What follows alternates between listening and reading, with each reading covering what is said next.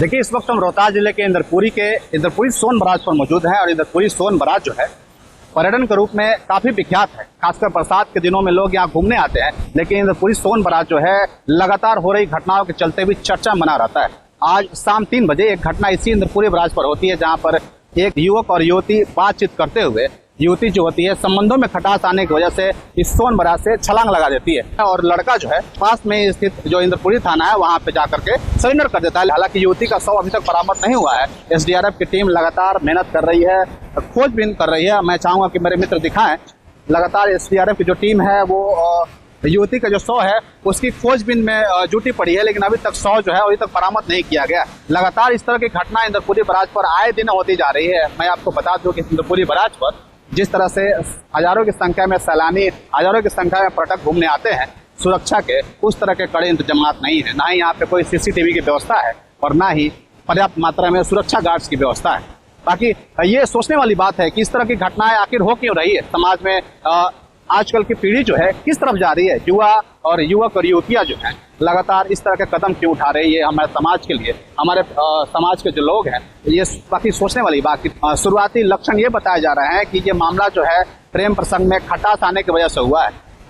2 लोग यहाँ घूमने आते हैं, बातचीत कर रहे होते हैं और लगातार बातचीत करने के बाद जो संबंधों में खटास आती है उसके बाद उसका स्थिति ये होता है कि युवती जो होती है इस पानी में छलांग लगा देती है। बाकी ये मामला जो है अभी पूरा क्लियर नहीं हुआ। आगे इसके बारे में जो भी अपडेट होगा आपको जरूर बताने का प्रयास करेंगे। बाकी आप लगातार इस तरह की हो रही घटनाओं के बारे में क्या सोचते हैं, हमें कमेंट बॉक्स में जरूर बताइएगा।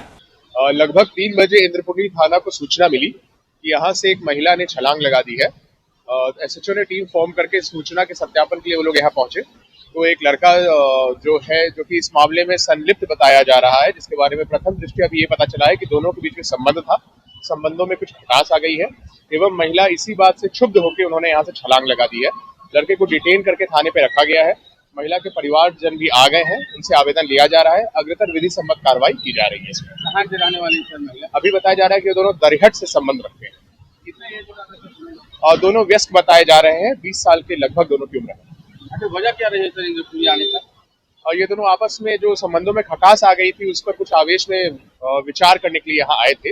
अभी इतना ही बात हम लोगों को सूचित हुआ। देखिए, यहाँ पे जब कुछ कांड हो जाता है तभी यहाँ पे सतर्कता होती है। पुलिस यहाँ पे आवागमन चालू कर देती है, जबकि एक विजिटिंग प्लेस भी है। तो यहाँ पे सबसे पहले तो यहाँ पे कैमराज हर जगह होने चाहिए, ये एकदम जरूरी है। और गतिविधि पे नजर रखने के लिए यहाँ पे कम से कम पुलिस बल की तैनाती भी होनी चाहिए, क्योंकि सुरक्षा करने की क्या तैनाती यहाँ पर है? हाँ, नहीं, बिल्कुल नहीं है। जब यहाँ पे कुछ कांड होता है तब यहाँ पे तैनाती बढ़ जाती है, तो ये तो सुरक्षा के हिसाब से बिल्कुल सही नहीं है। जबकि यहाँ पे ऐसा होना चाहिए, क्योंकि यहाँ पे प्रेमी जोड़े हैं, बहुत लोग यहाँ पे आते हैं। कब क्या हो जाए, अभी 10 मिनट पहले की घटना है कि बातचीत होते होते उसके बाद अचानक से गुस्सा जो है इतना बढ़ गया कि वो कूद गई। तो उसके बाद पुलिस एक्टिव हुई।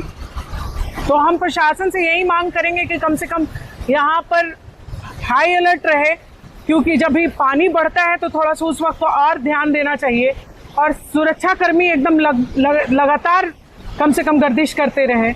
ये यहाँ के लिए बहुत ज़रूरी है। बॉयफ्रेंड के और गर्लफ्रेंड के चक्कर में जान देना, ये मेरे समझ से, एक सभ्य नागरिक होने के नाते मेरे समझ से तो बिल्कुल गलत है।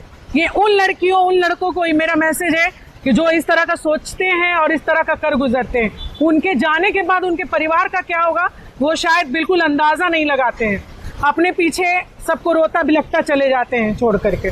तो वैसे लोगों के लिए जो इस तरह की सोच रखते हैं, सोच बदलें और फोकस करें अपनी जिंदगी में, पढ़ाई पे, लिखाई पे, किसी टारगेट को अचीव करने, जॉब करने के लिए जिंदगी में कुछ मंजिल को पाएं। ठीक है, शादी तो होनी है, एक अच्छा जीवन साथी मिलना ही है, आज न कल भगवान ने सबका जोड़ा लिखा है। तो ये क्या मतलब है कि किसी के लिए जान दे दे? तो मेरे समझ से ये बिल्कुल गलत है। और उन सारी लड़कियों के लिए जो टीनेजर्स हैं, क्योंकि ये टीनेजर्स में ही ये सारी बीमारी है। ये कहते हैं ना किशोरावस्था, मैं एक साइकोलॉजी की टीचर हूँ, तो किशोरावस्था ये आंधी तूफान की अवस्था है और इस अवस्था में माँ बाप का भी कहीं ना कहीं योगदान है। माँ बाप अपने बच्चों को बिल्कुल छुटा छोड़ देते हैं। साइकोलॉजी कहता है कि ना बच्चों को बहुत खुला छोड़िए और ना बांध के रखिए, उनका दोस्त बन के उनके साथ रखिए, ताकि वो इस तरह का कोई कदम ही नहीं उठाएं।